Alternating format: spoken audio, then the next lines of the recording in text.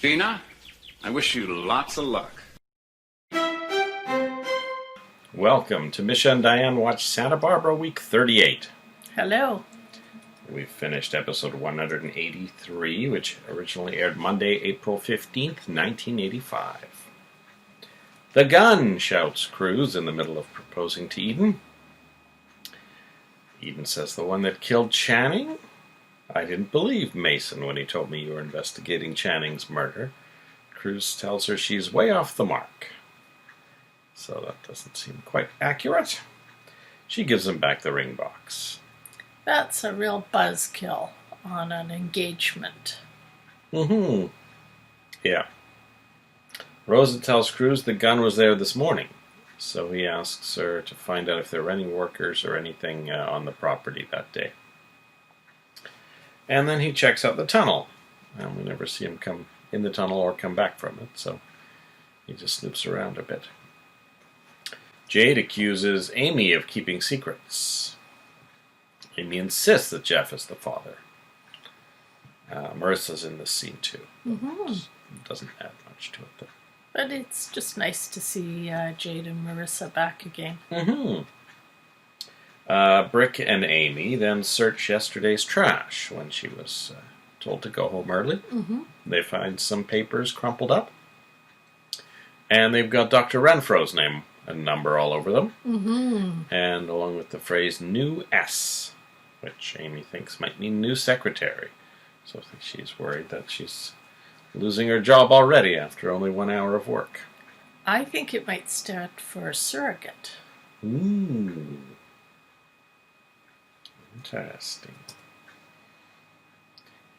Warren tells Maggie that he's found some witnesses that can say that corners were cut at the Capwell rig. So he's made an appointment for Maggie with Jack Stanfield Lee. They get there and meet Amy, and Joshua Friendly arrives rather than Jack Stanfield Lee, which annoys Warren. And Joshua Friendly tells them that the chances of winning are so minuscule that it's not worth Jack Stanfield Lee's time. So they leave, very annoyed with the whole thing.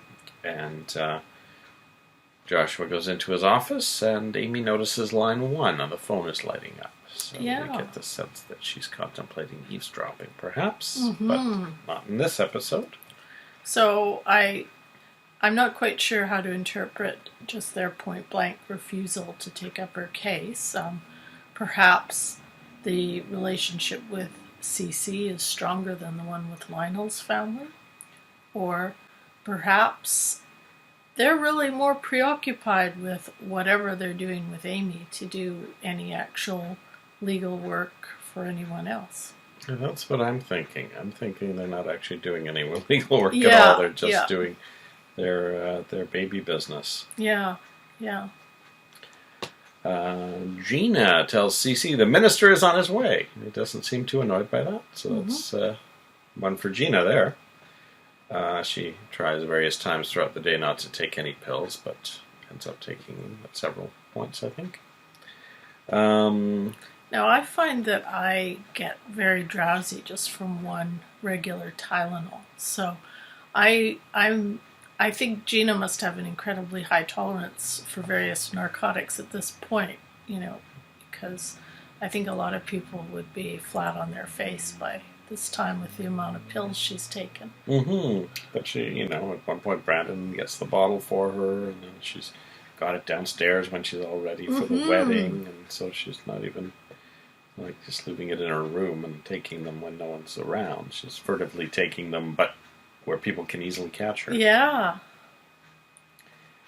CC tells Jackie that Ted has been accepted to Stanford and Harvard, and he really wants her to push Harvard because the Capwells are Harvard men.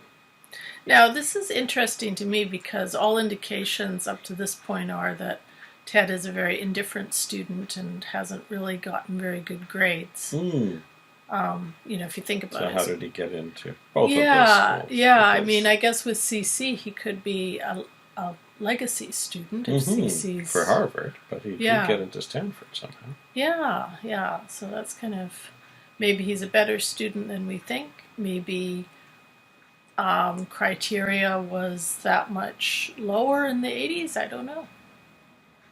Based it on his video game scores. At Yeah. that game in the State Street Bistro. Eden asks Cece what she thinks about the Angotti files. And he says that although the merger looks good, his instincts are not to do it because of their relationship to Sophia. Mm-hmm. And also, he says, we're a family-owned company. I can control my own destiny. I think that's what I want to pass on to Brandon. Mm-hmm. Which I guess secretly makes Eden extremely angry. But she's like, what about me? Kelly and Ted. And he says, it takes very special qualities to run a company. Few women have it. Implying, you do not have it. And she says, Brandon is only 6. And his response is, I'll groom him for the job. Which is another slap in the face to Eden, who he could very easily have groomed for the job, and who has been actually going to school for it for years, and clearly wants the job. Well, and I think, if I recall, she also asked about Ted, who he clearly hasn't been grooming for this. Mm-hmm. So, and Kelly, is not even on his radar for this sort of thing. So, and he's alienated Mason. So, it's it is interesting. He's putting all his hopes into Brandon. Mm-hmm. And I think Cruz is realizing, because Cruz knows that Brandon is Channing's son, that maybe Eden wouldn't be so hard on the thought of Brandon being involved in the company if she knew he was Channing's son. Mm-hmm. And I suspect Cruz is hoping to tell her that, or anxious to tell her that. Cece tells Cruz and Eden he wants them both there for the wedding later that day. Mm-hmm. So that is going ahead. Ted gives Mason $300 for his share of Kelly's rent. Mm-hmm. So it's a $600 apartment. I think my first apartment in 1986 was $550, so that's not an unreasonable amount for a small apartment. Ted seems to have a fair amount of money for a teenager. I think he probably has the same kind of trust fund that Mason had. Yeah, maybe. That's probably why it was so easy for Cece to cut off Mason, because Mason, maybe he didn't have a bank account where he, saved. Mm-hmm. He just drew off his trust fund. And so when that flow was completely cut off, that was really his only source. Mm-hmm. That's what I'm thinking. And that makes me think Cece's the executor of that account, or whatever the thing is, the person who has control of the account. So even though they're recipients, they don't have control over it. Mason is reading the obituaries, looking for potential work. He says the good part about being in Santa Barbara society is you know which one of these people are loaded. So. I feel like I called that when I mentioned him acting like an ambulance chaser, Mm-hmm. and he actually calls himself that this episode. Mm-hmm. So That's what Cece's brought him to. Mm-hmm. And they talk about Ted and Mason talk about how low he's fallen, and then Mason says, the only death that disappointed me was Channing's. I thought that crown would go to me. Mm. And of course, now Ted's, had conversations with Mason before about not slagging Channing in his presence. Yeah. And Mason says Ted's old enough to know what Channing was really like. Mm-hmm. Ted says he's obsessed with Channing. Mason tells him about Channing blackmailing Warren, Lionel, and Peter. Mm-hmm. Ted says it ended when he died. Yeah. And Mason tells Ted that, he can't bring himself to say sorry to Cece for any of the things he said over the time, even though he knows it's hurtful to Cece. Mm-hmm. Ted goes home to get some clothes and books, and runs into Cece, and he tries to stop him from moving in with Mason, and he fails. Yeah. So then Cece calls up Tony Patterson, the DA, and says, 2 of Ginger Jones's girls are living in this apartment with my son Mason. You should have them all arrested. Now, when he does that, I'm trying to figure out if he's even thinking in terms of the other people who could be potentially caught up in that dragnet, or if he's just so focused on getting after Mason that... Well, he told him to arrest Mason. Yeah. He didn't mention Ted.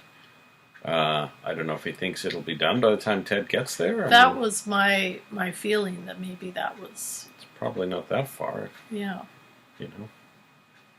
If it's within jogging distance to the beach, then the State Street Bistro is probably like the Perkins house, halfway there. Mm-hmm. And Ted's probably using his car, so it's probably only a few minutes.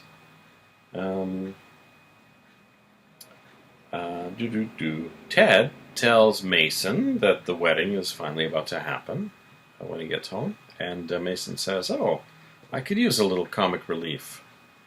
You say the wedding's about to start. They'll think I've come to stop the wedding again." So he leaves just as Jackie arrives, and I think Ted gives her a drink, and Jackie tells Ted that Cece wants him to go to Harvard, and Ted says that he was actually leaning towards Stanford. Mm-hmm. So neither of them seem surprised that Ted got into both of those either. The police arrive and arrest Ginger's girls, as well as Ted and Jackie, which I think we all saw coming as soon as Cece made that call, although Jackie was an extra wild card. So I would say Cece has thoroughly alienated Ted at this point. Mm-hmm. And I don't know if there's going to be problems for Jackie with her employment. It's not as bad as Peter actually being an escort, but the police seem to think she's an escort, so even though she tried to say she was a teacher, which actually didn't help. Yeah. Eden tells Cruz that a stock tip she got from Marcello, or at that board meeting, gave her enough of a profit that she has enough money to finish the restaurant. So it's interesting that she's, taking stock tips from Marcello and putting in clearly enough money to make a massive profit. Then Eden says she saw the look on Cruz's face when Cece was talking about leaving the company to Brandon, and she thinks that he's hiding something, which of course he is. Guess the look on his face was pretty much like, well, Brandon's probably got a right to inherit something from Cece. Reverend Davis arrives, and Mason arrives, and Cece chases him out immediately. Yeah. But he manages to get a few good sentences in. He shouts, "Gina, I wish you lots of luck." And also he warns Cece not to try ruining things between him and Ted.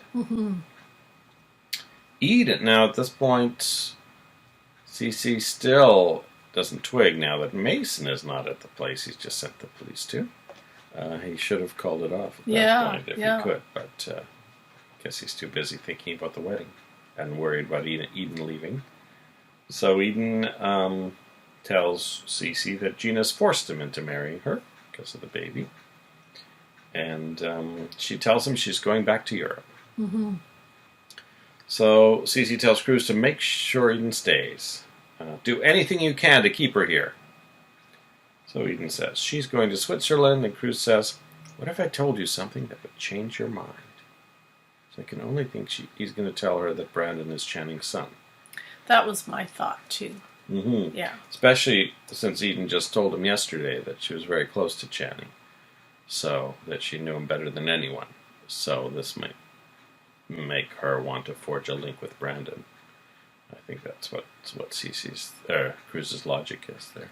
Yeah, now, as we talked about that, I had taken that a little more negatively, but certainly I guess they were probably the closest in age, so I guess if Channing was going to be close to any of them, it would be Eden, chronologically and perhaps emotionally. I don't know.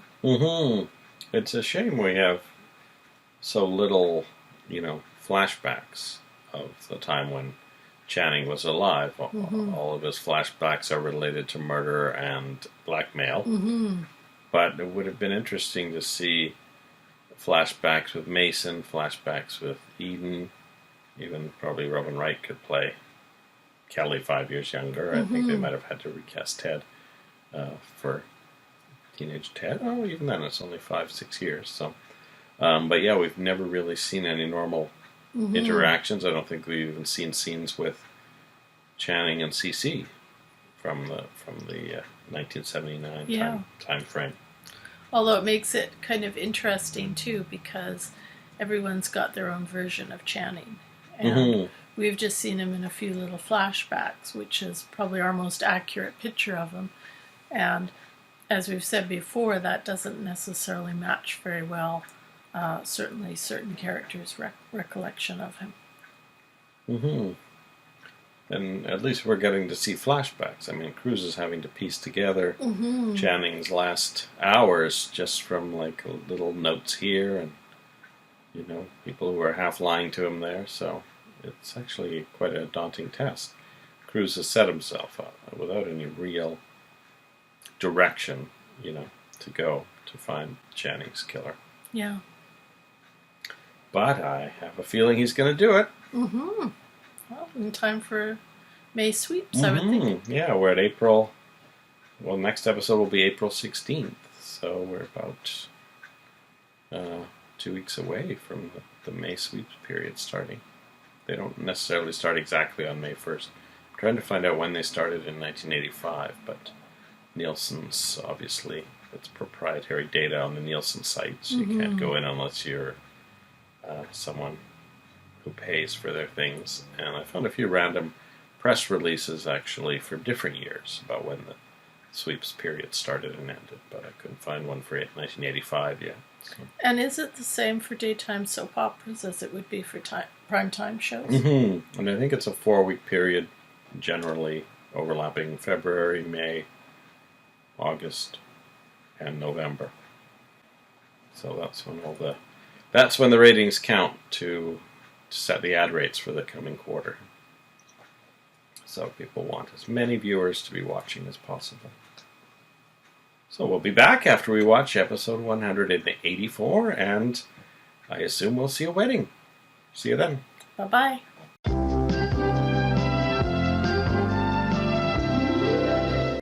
Welcome back. Hello. We've finished episode 184, originally aired Tuesday, April 16th, 1985. Jackie asks Ted what he wants to do with his life, and he says so many things, but he daren't tell his dad any of them. He said he once had mentioned to his dad he was interested in tennis, and the next thing he knew, CC had built a tennis court. And he expressed an interest in astronomy, and CC built an observatory. Marissa tells Brick that Jeff's lab reports look real. Jade is sitting there too, but she doesn't really do anything in this episode. She's just there in that one scene, I think. She's just sort of a presence. Joshua Friendly calls and orders Amy to come to work, and Brick declines on her behalf, which Jade finds shocking. Jackie phones and asks Brick to bring her passport to the police station. Before Brick can leave the house, Jack Stanfield Lee arrives and says, the dragon that guards the princess, to Brick. He apologizes for calling Amy into work. He had just wanted to meet her. And Brick is still kind of standoffish to him, and suddenly pounces with, you know Dr. Renfro, don't you? And Jack Stanfield Lee kind of pretends to think about the name for a while and goes, I think, yeah, we both serve on the same medical ethics board. So I can actually see why Brick would be very skeptical, when he shows up at the door and says, I just wanted to meet her. It does seem like a lot to expect your employee to come in, after hours, get all dressed, come on in just for a few minutes to meet you. Especially when she's quite pregnant. So yeah. We don't actually see Amy in this episode. She's just upstairs resting the whole time, and Brick is running interference for her. It almost made me wonder if after Brick refused on her behalf, if he wanted to kind of meet Brick in person and see what he was really like. Maybe. Maybe size him up a little bit, Mm-hmm. or size up the situation a little bit. Yeah, it would give him a good excuse. It's interesting that he doesn't recall that Brick knows that he had that appointment with Dr. Renfro, because Brick and Amy were there when that call came in. So you would think he wouldn't make it sound so vague that he knew him, because he had technically just had a meeting with him yesterday, and everyone knows it. Yes, that's right. So I think that's going to be problematic for Jack. Mason finds out from one of Ginger's girls that Ted and Jackie are at the police station. Ted calls Danny to identify him, because he couldn't actually reach anyone else. At first, Danny assumes Ted's joking around and hangs up on him, but they call back and Jackie talks to him. So then Ted races down there, and who should run into him but Crystal Capri, who we last saw on Halloween night, or shortly before, in the motel that they had bought. It was really nice to see Danny again after all this time. Mm-hmm. Danny and Jade in the same episode, although not in the same scenes. Now, I actually had a question for you as a long-time soap opera watcher. Why it is that sometimes characters disappear for prolonged periods of time and are brought back. Is that an indication, perhaps, of different writers being ascendant in the writer room, or is it maybe related to the availability of the actors, or what? Could be all different things. Yeah. Like this week on Days of Our Lives, a new character was introduced about a week ago, and we had an actress play her 3 or 4 times, and then she got a job in prime time doing 7 episodes of Station 19, and so on Monday's episode she was recast. So that was the actress just saying, I prefer to do the better paying job, more high profile one. Other times it could be that the writers just aren't excited to write for that character, so they don't come up with any storylines for them. And maybe the head writers, I think there were some behind the scenes shuffling at Santa Barbara for most of the years it was on the air. And it's quite possible that, when a story arc that the previous head writer had devised for characters, like the Jade and Danny thing that kind of just petered out, a new person comes in, there's no new arc, ready to replace it. They look at the characters and the actors that they like and just focus on those, and then suddenly, a third of your cast is only showing up once every few weeks. I guess, too, sometimes a new writer will introduce or create a new character and will want to give that prominence as well. Well, definitely, I think head writers do that, because I think when they create a character, they get residuals for that character, even not long after they've left the show. So you'll find, whenever a new head writer takes over, suddenly a new family moves into the neighborhood and gets romantically involved with every other core cast member to try and entrench them, and hoping that at least some will stick either with the viewers or with future writers and become part of the fabric of the show and earn them money through the rest of time. I think, we've had sort of a little shift after the Joe Perkins story ended of a few new characters. We've had Marcello, and I'm sure Marcello must have been part of the original plans. I can't imagine that he was added in as an afterthought in January when they still haven't resolved all of Sophia's storylines. It could just be that the writers just weren't that interested in Jade or Marissa or Danny or Rosa or Ruben. Yeah.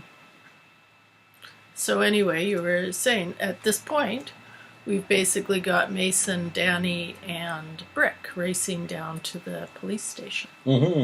So Danny, when Crystal recognizes Danny, of course, the police officer at the desk is a little bit bemused that this is their character reference. And then he tells the police officer that they've never done anything wrong. except for the camel, but they can't prove that. So he identifies Ted Capwell, and then he says, then he gets Ted to vouch for him as well.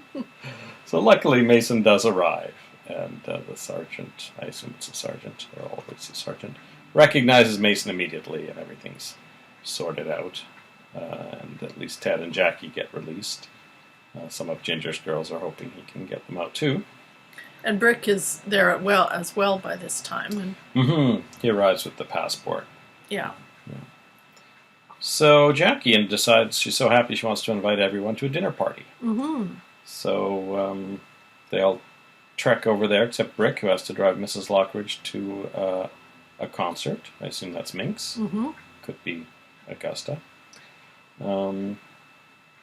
So then after dinner, we see Mason and Ted watching TV, and Mason's overeaten, and Ted mentions to Ted, Mason mentions to Ted that Cece's the one who ordered the raid. Yeah. Which Ted doesn't immediately buy. And this makes me think that in perhaps a later episode, when Ted does find out that Cece was behind it, this is going to create even more of a rift between them. I mean, now that Eden's, on the outs with Cece too, it's like he's lost all his children, slowly but surely. Yeah. Well, Kelly's still got to come back. So.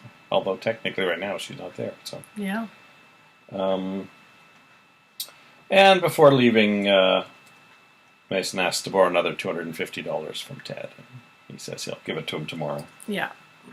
And it seemed to me, and I don't know if I was reading too much into it, but there were a couple points in this where it almost seemed like Mason was maybe flirting just a tiny bit with Jackie, and I don't think Ted liked that very much. Yeah, I got that the other day when he was dancing with her, and now again tonight. Yeah, I am getting the same feeling. So and in this episode, Ted made a point of saying that he was going to stay and help Jackie clean up rather than going home with Mason. So we're getting kind of an inkling here that maybe there will be something developing between Ted and Jackie. Yep, and maybe Mason will. I mean, if somehow, is it Frank goes out of the picture, that maybe Mason and Ted will both be competing for Jackie. You never know. Of course, if Santana comes back, that's another person who Mason, we know, is very interested in. So.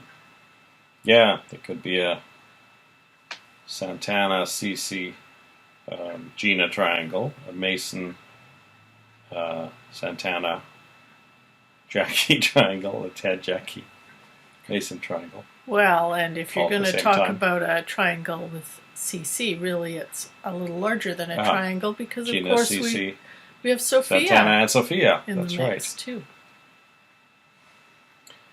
Cruz tells Eden that Brandon is Channing and Santana's son. And she focuses on the fact that Cruz has kept this information from her and says that means everything between them is a lie. But she decides that she's not going to let Brandon just have her kicked out of the family. She decides she's going to stay.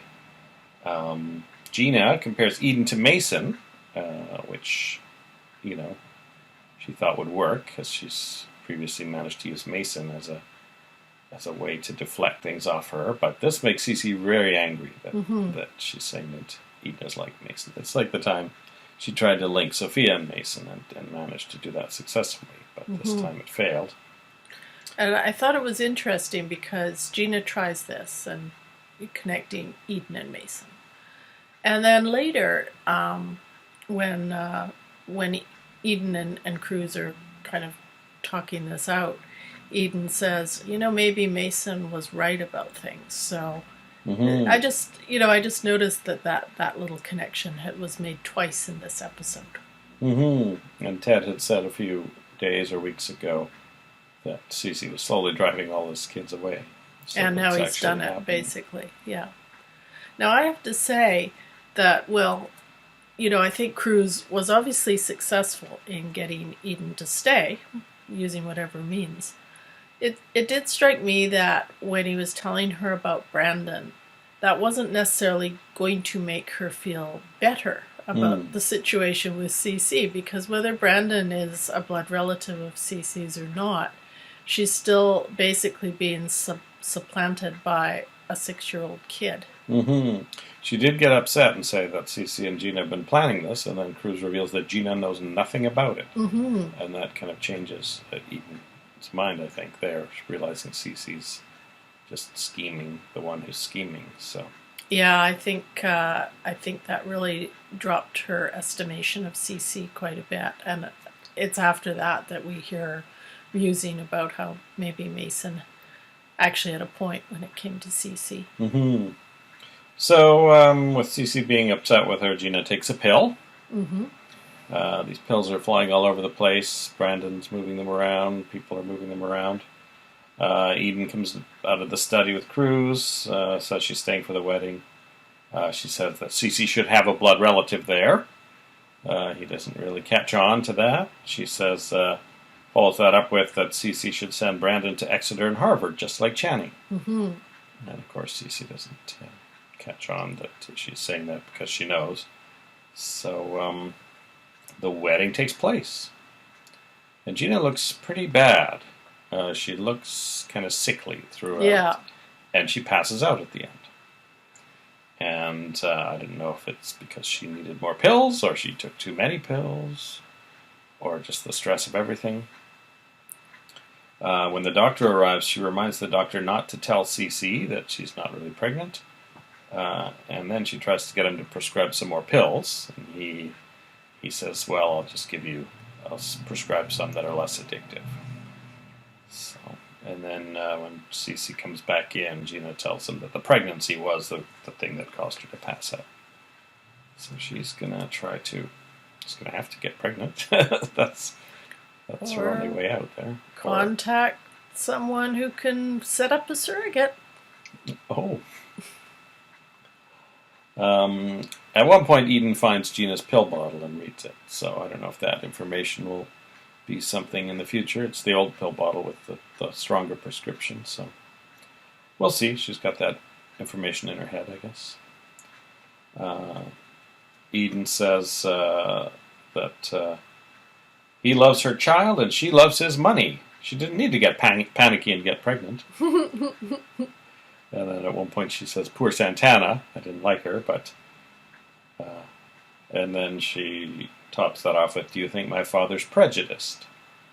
And Cruz never actually answers that. He just says, if I had my way, you'd never go back there again. Yeah, I noticed that.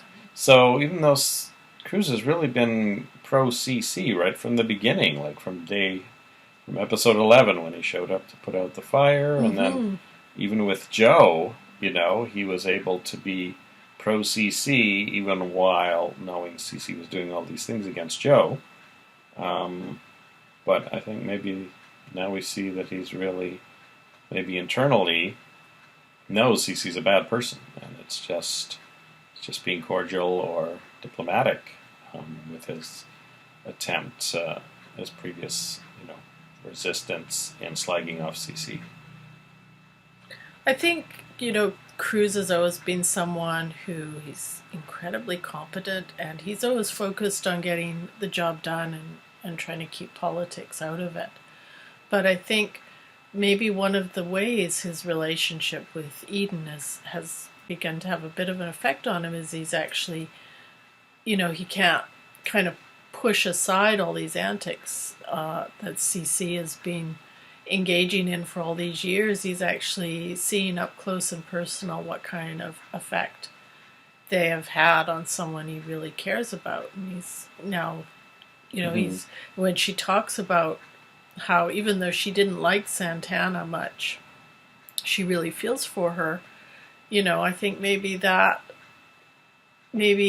has made Cruz a little more aware of what impact these actions of CC's actually have on other people. Mm-hmm. Eden actually goes on a huge tirade against CC for so long that Cruz actually falls asleep during it at one point. She also wonders why CC never told Gina. So that's an interesting question, actually. Mm-hmm. I assume eventually Gina will find out that Santana is Brandon's mother, because that's going to be another triangle. Yes, I actually thought Gina would find out long before this point. I thought perhaps when we saw Santana before that was I think it gonna almost play a came role. out Yeah, in one episode. yeah. So I think they're waiting for Santana to come back, and they'll wait for the appropriate time. Mm-hmm. But I mean, she's married to Cece now, so she's got that safe, right? She's locked him in. So, and I think Cece will probably arrange to adopt Brandon very soon. He probably wouldn't be surprised if he mentioned it in the next episode, so that he's got Brandon locked in as his son, no matter what happens with Gina. But there's going to be a lot of interesting things, I think, around this, because we've got so much we need to find out about this baby and what Channing's relationship with Santana really was. It's possible Brandon isn't even Channing's son. It may have been Santana may have gotten pregnant with someone else, and I mean, there's all sorts of Could be Lindsay's. permeations. We don't know. Could be Peter's. Yeah, we don't. We don't really. It'd be funny if it was Peter. That would be funny, actually. He's blonde. Yeah, I mean, we don't really know what kind of relationship Channing actually had with Santana, or with Lindsay, or with anyone, really. Mm-hmm. Yeah, I think when Santana's back, I imagine the first thing Cruz will say, so Channing was gay, and you have his baby, and I think he'll delve into that with her post-haste to try and get all the pieces on the chessboard sorted out. So Cruz takes that opportunity to ask her to marry him again. So that's once again is the cliffhanger of Cruz asking Eden to marry him. Now, unlike Days of Our Lives, where, one episode could end with "Will you marry me?" and then a whole nother episode could dance around the same conversation with the two people still in the same room, and then end once again with "Will you marry me?" Santa Barbara at least moves the people all over the city during an episode before getting back to the exact same question. So they managed to do that treading water thing that you want to do during the week because you want all your good stuff to happen for a Friday cliffhanger. But they actually do it in a way that it doesn't seem tiresome. Well, and especially with Cruz being in the police department, we can see that reaction sort of shot at the end of an episode. And then at the beginning, suddenly he's called away. That's another way to kind of stretch it out. Mm-hmm. Yeah. So that was it. That was all that happened in this episode. Excited to see Jack Stanfield Lee meet Brick, and maybe he'll actually meet Amy in the next episode. And I guess we probably won't see too much movement in that story until the baby's born. But maybe Joshua and Jack will have some more conversations that will trickle out a bit of information about what's going on exactly. Well, I'll be interested to see, too, as they're sort of sizing up Brick and trying to decide what kind of a threat he really is. If perhaps we find out a little bit more about Brick's background as well, maybe as part of those investigations. Yeah, maybe Jack will try to find something on Brick. Ideally, if Brick could manage not to be at the hospital when the baby's born, that's probably best for them. So if they could get Brick either, into jail or preoccupied with something out of state or something that would require, what if they track down Brick's parents and, Or if they uncover something that seems to threaten Brick and that forces Minx's hand to reveal some information to vouch for him in some way.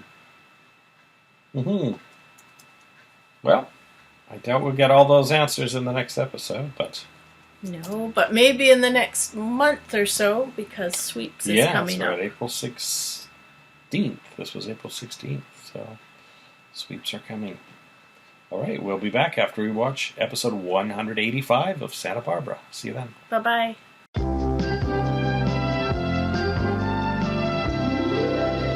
What'd you say to her, Ted? The wedding's off?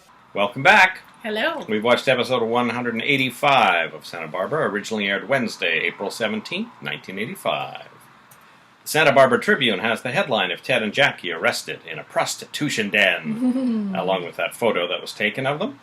Pop says they could have bought that photo, and Warren says that's not the kind of paper they want to be. Now, Warren is working at home. Well, no, not even his home. He's working at the Lockridge living room on that typewriter on the desk. Pop is reading the copy as it comes out of the typewriter.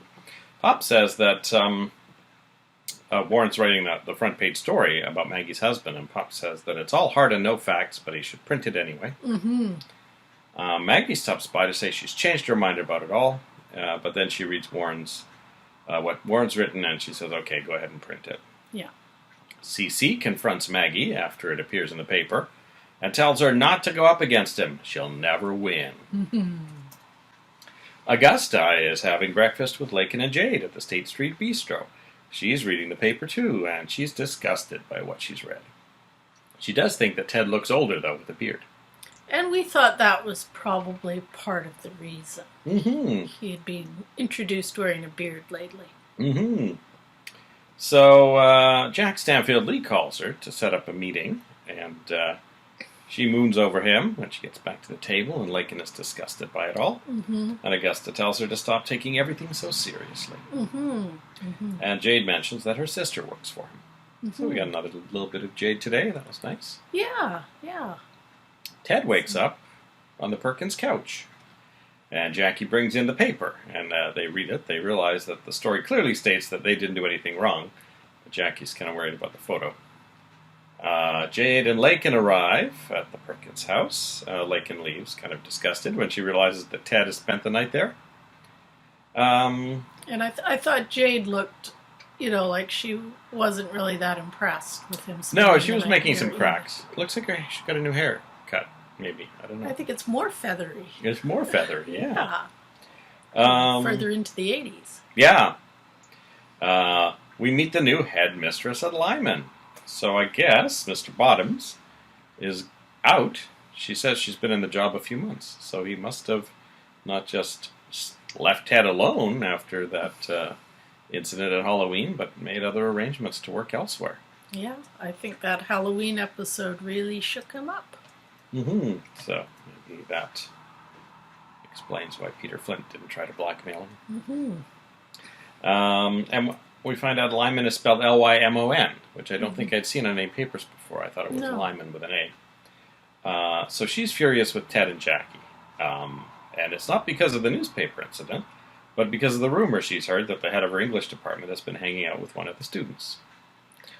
I call vindication on this, because we talked about this actually, I think it was a month or two ago, about how massively inappropriate Jackie was acting with Ted. And we were speculating at the time that maybe in the early 80s Hot for Teachers storylines were a little bit more, considered a little more fun. But it turns out that even in the early 80s, Jackie's behavior is not okay. So Ted thinks they've dodged a bullet there by promising not to spend any more time together, but Jackie thinks they haven't heard the last of it. Oh, I don't think they have either. She says they shouldn't be alone together at all anymore. Jackie's kind of downcast after that conversation, and one of the blonde male students comes into the room and sees her face and sees Ted and says to Ted, "What'd you tell her? The wedding's off?" So clearly the rumor mill at Lyman has been operating in full speed. We've actually gotten in this one episode a sort of triple dose of how it has been operating, probably behind the scenes, during all this time when we haven't seen Jade or any of the other kids. Someone may have seen them out at the various places they've gone together, dancing at the State Street Bistro. I'm sure the rumors, were flowing through the school already. Exactly. I mean, we see Lakin's reaction understandably, she wouldn't be impressed by it. Mm-hmm. We saw Jade's reactions and now some anonymous students as well. And, of course, the remarks by the head teacher. So I think they are in trouble. Jack Stanfield Lee arrives at the Lockridge mansion to meet Augusta. He had actually made a crack when he found out where she was, that, oh, looks like we both got a new favorite hangout. Mm-hmm. So the State Street Bar turned State Street Saloon is now someplace where Augusta Lockridge and Jack Stanfield Lee could be seen having breakfast. Well, and we saw Minx there before as well. Mm-hmm. So this is the place. I guess La Mesa is out since all of the mass murder there, and State Street Bar is in. So Warren is still there and accuses Jack of being scared to go up against the Capwells for not taking Amy's case. Yeah. And points out that he's a good friend of Cece's. And I guess he makes the assumption that Cece's going to be defended by Jack because he says, once we find a lawyer, you and Cece will be in for a heck of a battle. Mm-hmm. Mm-hmm. And I have to say, Augusta, listening to this conversation, I think she seems a little bit taken aback by it.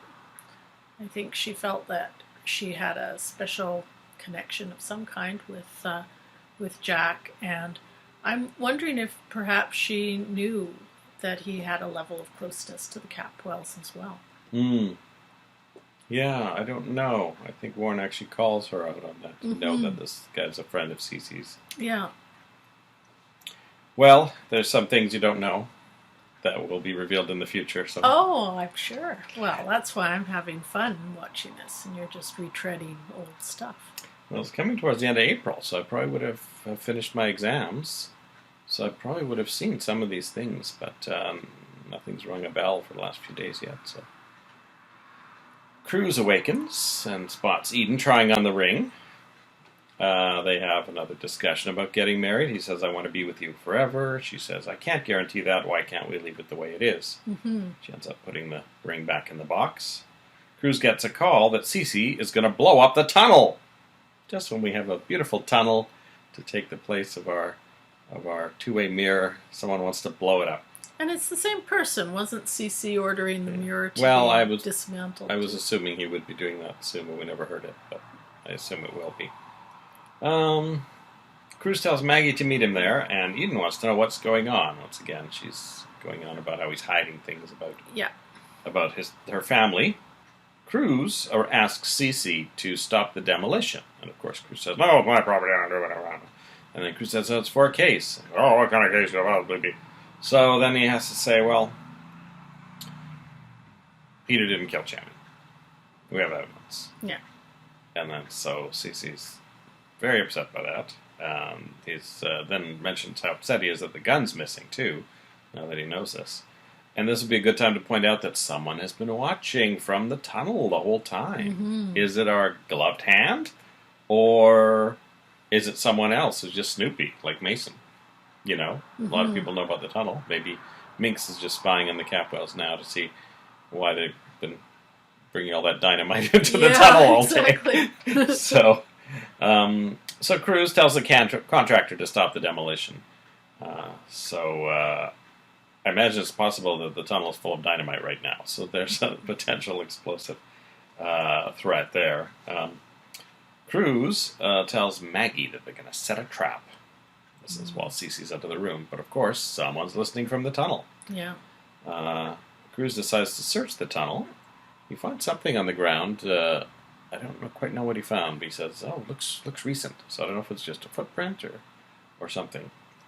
Now, I hope that Cruz does revise his trap a little bit, because it's when they hear some shuffling around that they realize that someone is possibly. Oh, that's right. That's why he entered the tunnel, because I think I think it clicked. It must have triggered the closing mechanism when they left. Didn't do it as quietly as they thought. Mm-hmm. That's true. Yeah.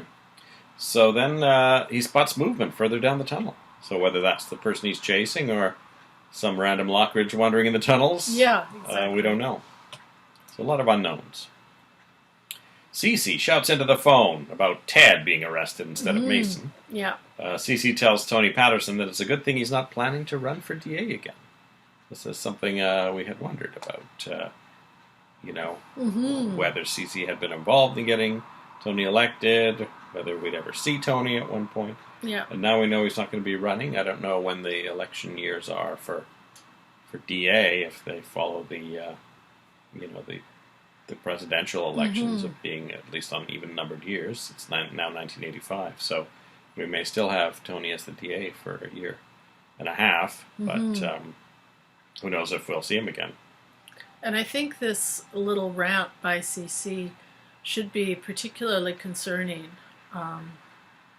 for Mrs. Parks, because, of course, CC zeroes in on the fact that Ted's teacher is in the photo too. And he seems very, very determined that someone should pay for this, and obviously it's not going to be Ted. I suspect we'll see the headmistress talking to CC in the next episode. When CC tells Gina their trip to London for their honeymoon is delayed by just a day or two, Gina tries to get him to have sex immediately. She says, "Oh, you were going to come to bed, so let's do it."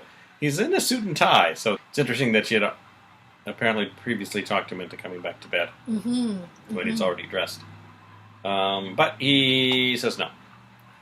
So later, Gina tells Eden that she's now number 1 and you're number 2.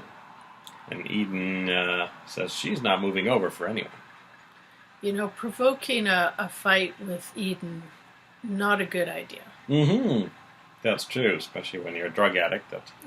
That may soon be evident to everyone in the family.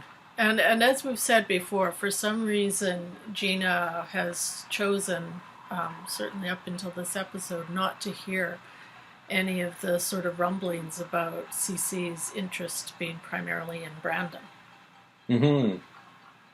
So Gina says, "You'll regret it," after Eden leaves the room.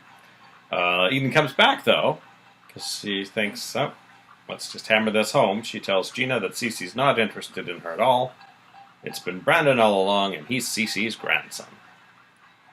Now, this actually reminds me a little bit of what we went through with Lakin, getting very upset when people wouldn't give her information, and then when they do finally give her information, blowing up all over the place. And here we have Cruz refusing to give Eden this information, Eden being extremely upset about not being trusted with the information, and immediately basically blowing it all out into the world as soon as she hears it.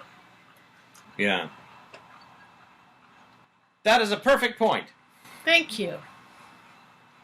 No edits. And that is it. I have a meeting.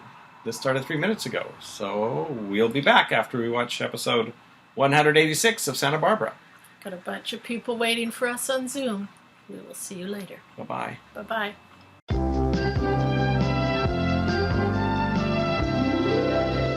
Well, there's no shame in being poor, Augusta, only a great deal of discomfort. Welcome back. Hello. We've finished episode 186 of Santa Barbara, originally aired Thursday, April 18th, 1985. Augusta tells Jack Stanfield Lee that Minx is letting Brick buy and sell stocks for the Lockridges.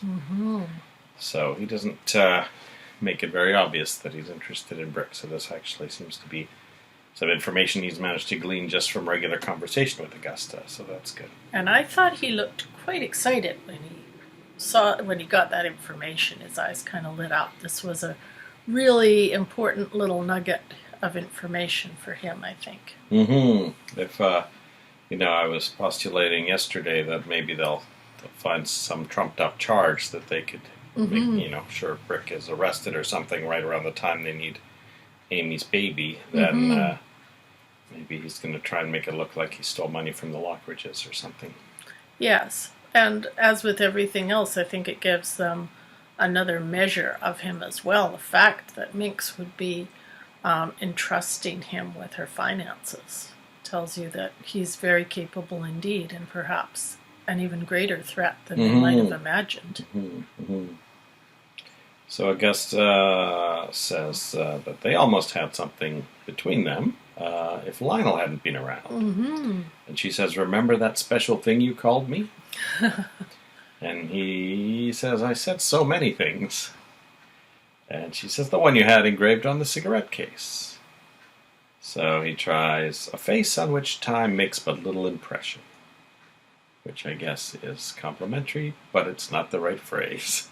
I wondered almost if this was one of his go-to phrases for these sorts of situations.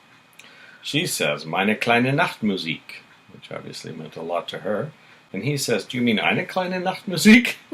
So he does not remember this twist on the phrase at all. She says, that's what you used to call me. And then he goes, oh, how could I forget that? And I don't think he made a really competent attempt to cover up the fact that he didn't know. I mean, he didn't act it that well, I thought. He says, oh, I've been absent-minded lately. Yeah, visibly. Augusta is very annoyed that he forgot. Because apparently it meant a lot to her. So what we see from this is that any affection in this relationship was felt very strongly, I guess, by Augusta, but maybe a little less so by Jack. Yeah, well, we will see. If Augusta, obviously, she wants him, at the very least, to make Lionel jealous, so we'll see if Augusta gets too annoyed with that fact, or if she manages to salvage something of a relationship with Jack. Now Ted gives Mason $500. He said, forget about that loan you asked for, I'm just going to give you this money. It's nice. They spot Augusta with Jack, because of course Ted and Mason are at the State Street Bistro. And Mason says, oh, just wait here, I have an idea. So he goes to Augusta and says, if she pays him $100, he'll let it slip to Lionel that she's having lunch with Jack Stanfield Lee and make him jealous, which apparently Augusta wants, which is interesting, because she's apparently trying to get him out of her life, but now she wants him to be jealous again. So I'm not sure what Augusta wants. Well, when she met with him last time at the house, and we had the whole situation with Lionel dressed up as Pierre, the chef, it had been one of those things where she was very cagey with Lionel about who she was meeting with. But remember, she did try to have her little soiree published in Warren's newspaper. That's true. So yeah, it's interesting what Augusta's exactly up to. Of course, she takes the opportunity to make fun of Mason for scrounging for money, and he says, there's no shame in being poor, Augusta, just a great deal of discomfort.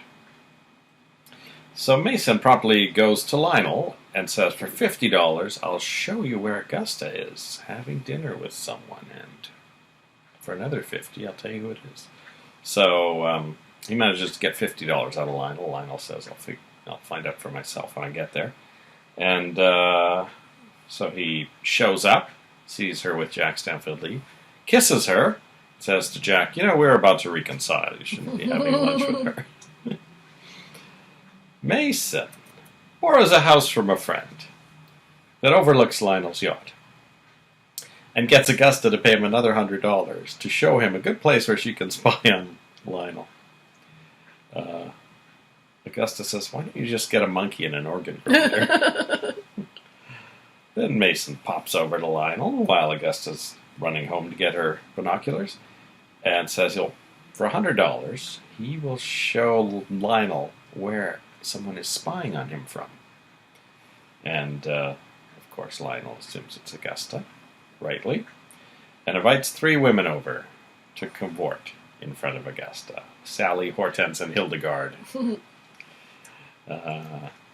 So, Augusta's looking at this, and they make sure to come out of doors to take off some of their clothes in Augusta's view, and she says, he's having some kind of orgy in there. 3 at once. Who's he kidding? She says, no one, unfortunately. So that's kind of funny.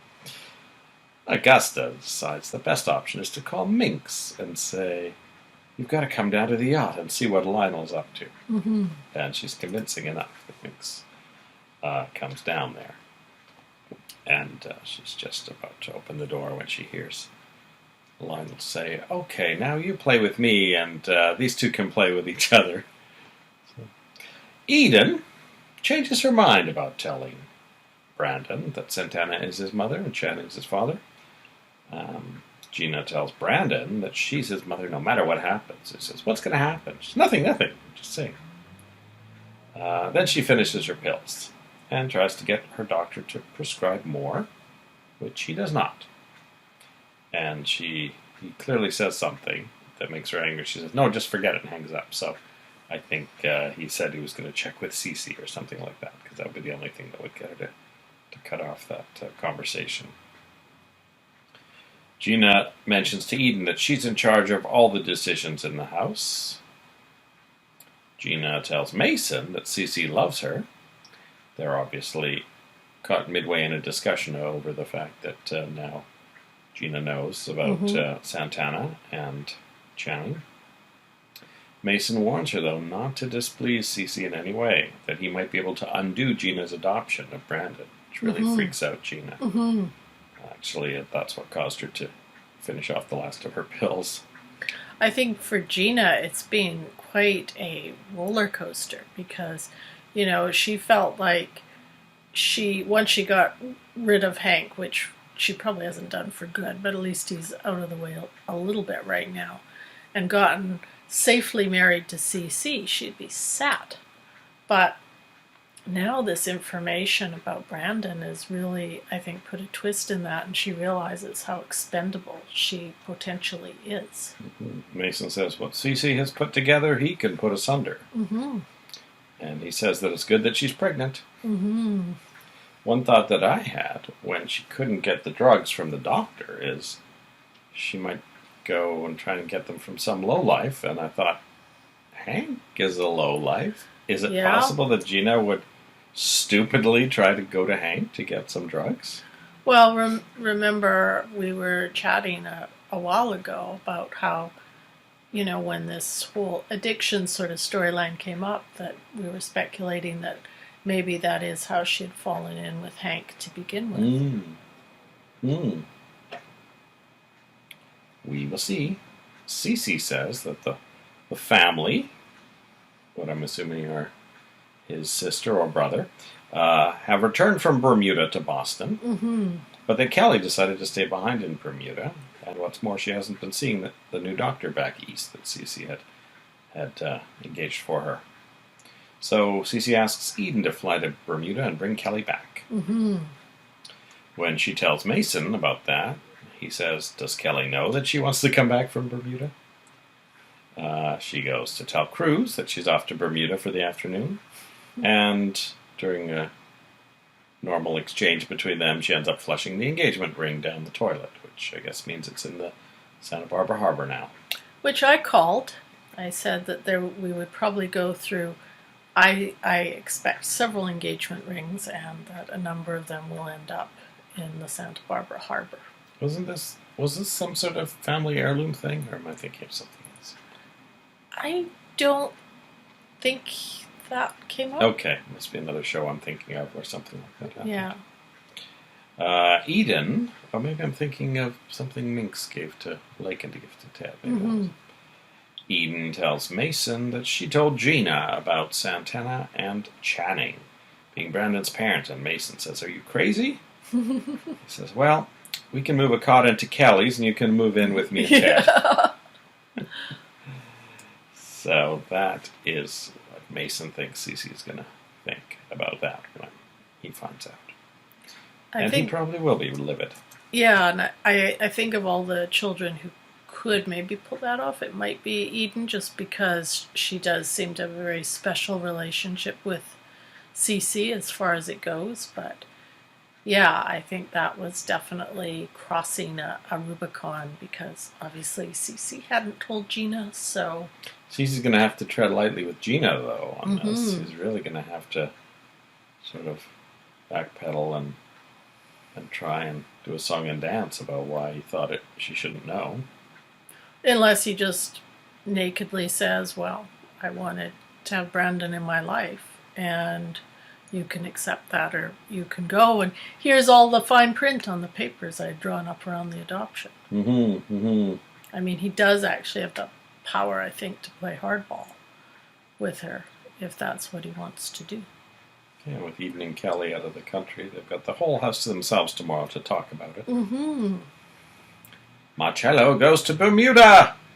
Yeah, so we're going to see another Eden-Marcello confrontation, I think. With Kelly thrown into the mix, I guess. Yeah, he's clearly been in contact with her the whole time because Yep. he's on a call with her and she's asked him to come down. And he says, I don't care what CC Capwell thinks, all I want is to help you, Kelly. And that's probably why she hasn't been seeing the doctor in that CC wanted her to see. Mm-hmm, yeah. She's probably been talking to Marcello on the phone. But it's nice to hear that it looks like he genuinely cares for Kelly, even though she's the daughter of his hated enemy. Yeah, it does. So that's good. That's a good thing. CC wants Jack to handle their Indonesian oil deals, but he says, well, I work for the president, and that would be a huge conflict of interest, so I can't do that.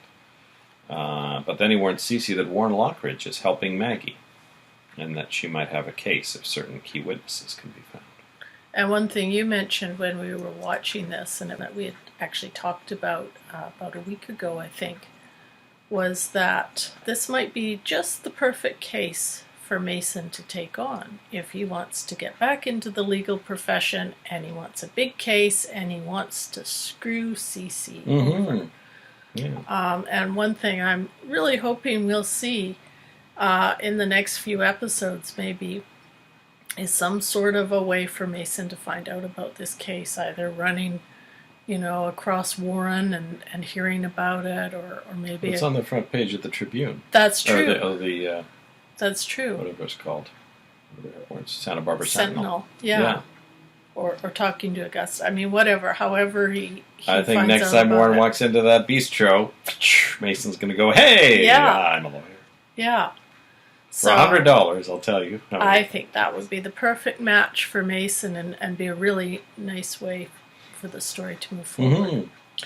And yet, once again, we see Jack Stanfield Lee wiggling out of doing any legal work.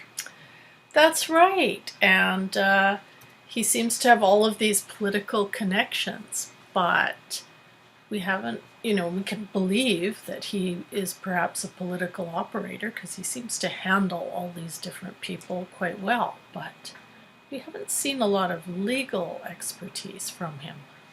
He did tell Cece that he was actually going out of town for the next 2 weeks to Europe and the Middle East for the president. So we're going to be without Jack for another couple of weeks again, I guess. So, I guess he won't be investigating Brick till he comes back, unless he has Joshua Friendly do all his work for him. So in the tunnels, you may remember, Cruz was down there, and he was following the gloved hand, we weren't sure it was the gloved hand, but we see this time a gloved hand slam the steel door shut. And it seemed to me that the gloved hand was somewhat feminine looking. I thought. It seemed small. Yeah. So, this is the first real kind of door we've seen down there. Like, we've seen the panel in the study. We don't know what the exit to the gazebo looks like. And the one in the Lockridge basement just seems to be like behind some rubble.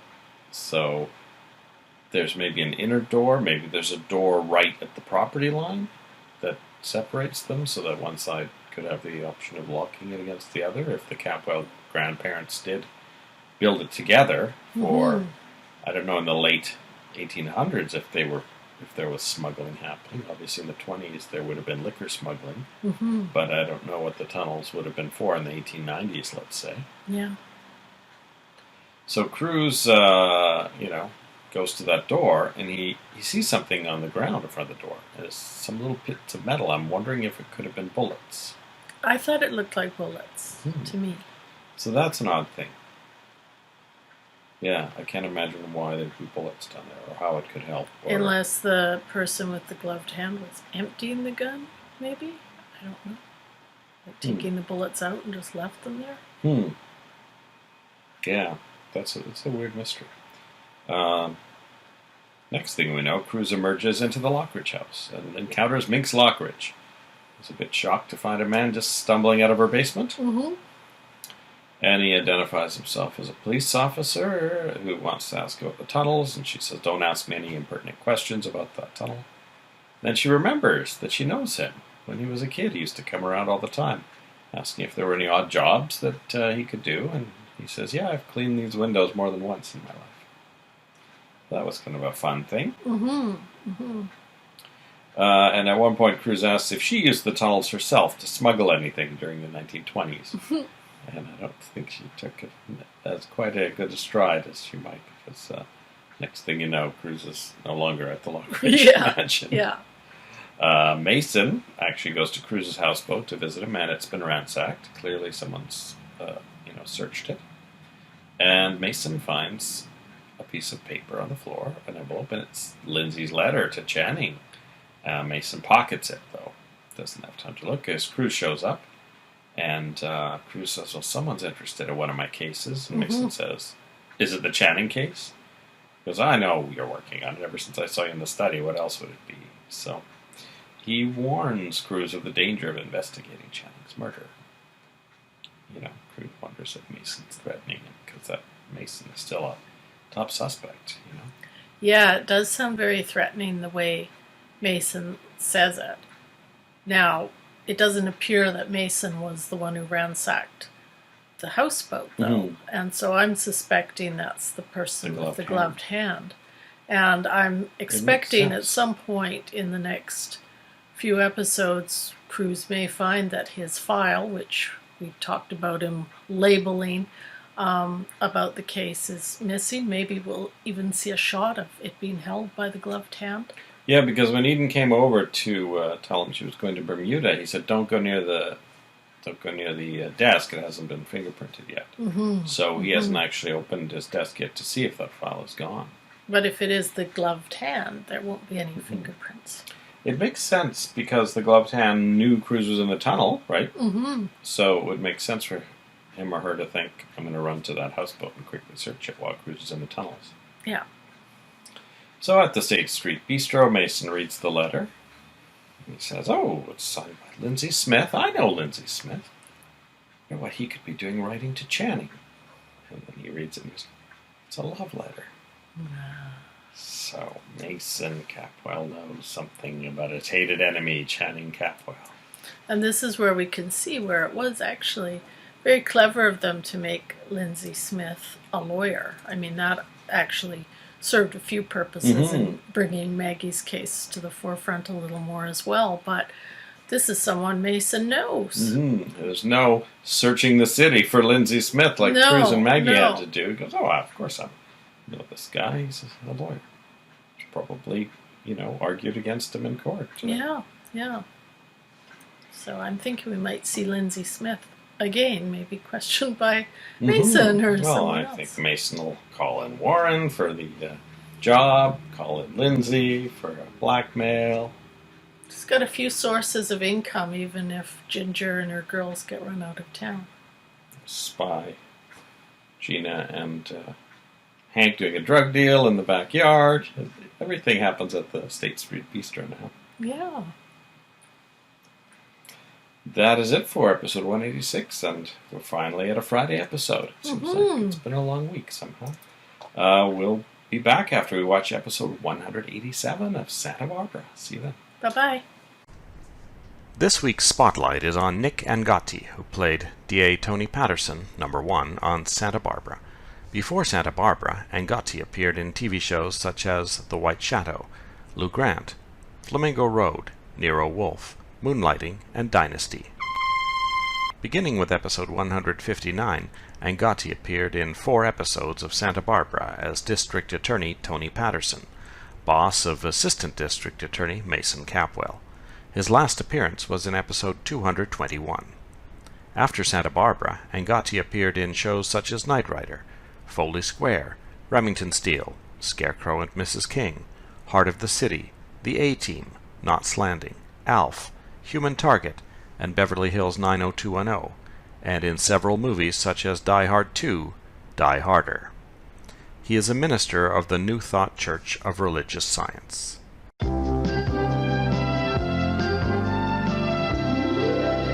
And how did you know I was ever happy and carefree? I'm back. Hello.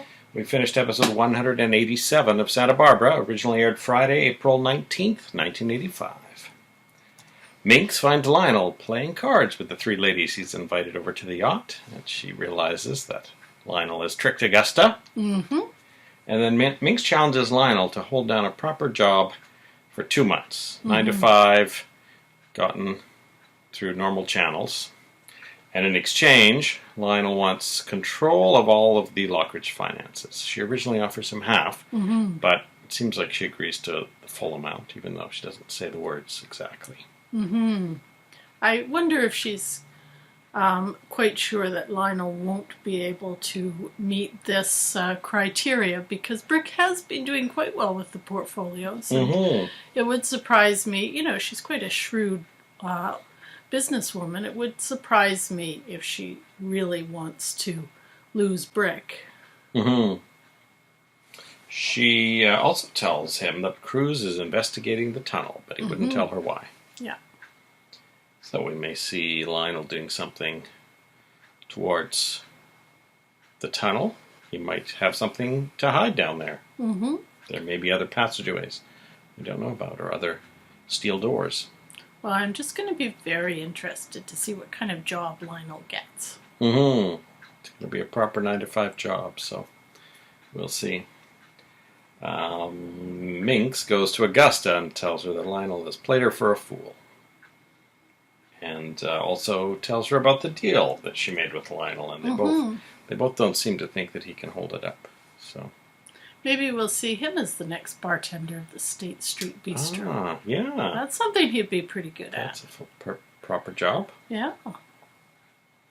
Marcello arrives in Bermuda, and Kelly's very happy to see him. He tells her that she needs to start going out and being around people, and he cajoles her into getting dressed up, and they go out and they have a nice evening, and she's really happy that he made her do that. And then an orchestra downstairs starts playing, and he asks her to dance. She says she doesn't feel like dancing with anyone but Joe. So sounds like she may be on her way to recovery. Yeah. And then Eden shows up and assumes the worst. Yes. Kelly says he just got here, and also I think Marcello says his room is across the hall. So, after a short exchange, Eden leaves and happens to notice the maid is cleaning Marcello's room. So she kind of pretends it's her room, and as the maid leaves, she goes in, searches briefly through his clothes, and then sees a briefcase and spends most of her time on that. And inside it, she finds Cece's dog tags. So this is very suspicious. It is. Now, I have to say, I really like the way they set this up, because when we see Marcello in this episode, he's wearing this very sharp sort of white-on-white ensemble. And when Eden goes into his room, we can tell that this is, in fact, his room, because we see a little shot of the closet. The entire wardrobe is white on white. Yeah. So it's just a little visual cue that we are indeed in Marcello's room. Yeah, I think we see him in one white outfit at the beginning, and then in another one later when he's out with Kelly. Yeah. Mason laughs over Channing's letter. He says about Cece, he doesn't realize the Capwell prince was really the Capwell princess. Yeah. So this is the kind of glee Mason has taken in finding out about Channing. Mason looks happier than he ever has, I would say. Yeah, he can't wait to tell Cece. Yeah. Buys himself a drink to celebrate. Now Maggie and Warren, as we had theorized, are at the next table. Yeah. And Maggie gets the idea, wait a minute, what about Mason? He needs work and he hates his father. So they ask him if he'll take the case, and he says, sure. And then they say, well, it's against the Capwell Enterprises. And he says, sure. And then at one point he says, but I'll only take it if Warren's not involved. And Maggie says, well, I can't accept that, because Warren's been with me from the beginning. He says, okay, I'll take it anyway. But I don't want to work with him too much. But I think Warren will keep Mason on the case, too, because as we do see in this episode, his attention does wander to things Channing related. They invite him over to look through her files, and while she's in the living room, they go to make him a tuna sandwich, which He scoffs at slightly when they bring it, but while they're out of the room, he puts down the files and immediately starts searching for some police stuff. And he finds Channing's dossier, the murder dossier, and skims it quickly and finds Lindsay's phone number, and actually uses Maggie's phone, without really lowering his voice that much, to call Lindsay and say, "Oh, I'm working with Cruz and Maggie on the case. Can you meet me at the State Street Bistro? I'll recognize you when you get there." Yeah. So I think tomorrow we'll be seeing what we also predicted, a scene with Lindsay and Mason at the State Street Bistro. So, I assume Lindsay will recognize him as soon as he gets there. So. Yes, well, they are both lawyers working in a fairly small town. So. And it's Channing's brother. Yeah, and Mason said he did know him. So. Yeah. Anyway, we'll see what Mason tries to get out of Lindsay from this. Because Lindsay obviously wants to keep this a secret. I think he'll be horrified to find that the letter Cruz had in his possession is in Mason's possession, because that's really Well, I'm sure sloppy Cruz police will work. be horrified as well. And yes, you're right. I sort of wonder at Cruz and Maggie taking home all of this evidence. That doesn't seem quite like it would be standard procedure, but I have to say, this has been a good episode for Mason. Yeah. Really, it couldn't have been any better for him. Yeah, there's some really fun stuff today, and now he's got the job fighting against Cece. So I think, assuming Jack Stanfield Lee takes Cece's case, then we may finally see some courtroom action with Mason. I don't think we've seen that other than that one hearing where they... Was it Joe's hearing? I don't know. It was one of the pre-trial hearings that never really got to trial. So. And as Mason tells Maggie and Warren, he doesn't really have anything left to lose. He's pretty much in the gutter at this point already. So, and I guess potentially he could get not only a sweet taste of revenge, but quite a sweet payday out of this as well. Yeah. Mason's day is not done. Gina shows up to ask him if he knows how to get in contact with Hank. She won't tell him why, though, but I think he gets some money out of her, and he says, "I'll arrange the meeting." So Hank comes to the bar, and she says, "I need some pills." Yeah. And of course, he says he doesn't want to help her at first, but then he asks her for how much money she has, and she has $500. And he says, "Okay. When I come back with the pills, I'll want another $2,500. So she contemplates selling her necklace to get that money. Yeah, I think this is an indication, as we have talked about before, that maybe, she knew he could get her the pills. So, at the very least, she knew that he was involved in some way in the drug trade, and I think perhaps she has had past problems with narcotics herself. It seems logical if she went right to him, knowing that he has clearly got a connection when he's only been in town a few weeks. So.